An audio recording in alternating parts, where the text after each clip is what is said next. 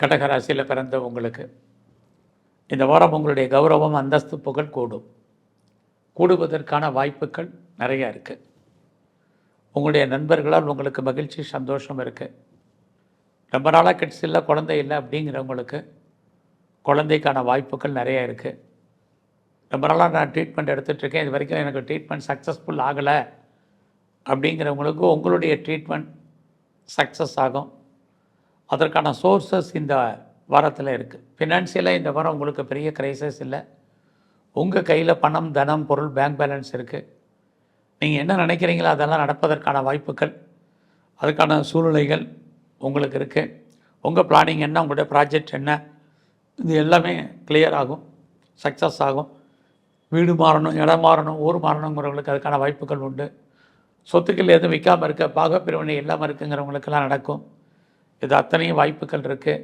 நீங்கள் உங்களை பெரிய லெவலில் டெவலப் பண்ணுவீங்க, அப்டேட் பண்ணுவீங்க.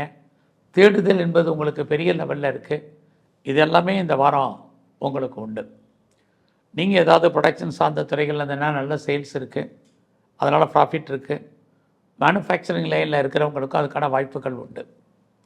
இந்த வாரம் உங்களுடைய ப்ரொஃபஷன் எப்படி இருக்குன்னு பார்க்குறோம். உங்களுடைய வேலை நன்றாக இருக்குது. வேலையில் நீங்கள் எதிர்பார்த்த முன்னேற்றம் உங்களுக்கு இருக்குது.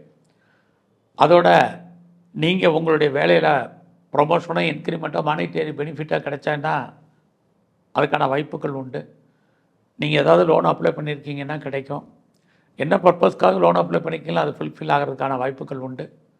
உங்களுடைய மன வாழ்க்கையை பொறுத்த வரைக்கும் பிரச்சனை, கணவன் மனைவிகள் அடிக்கடி கருத்து வேறுபாடுகள், சண்டை சச்சரவுகள், இதுவும் இந்த வாரம் உண்டு.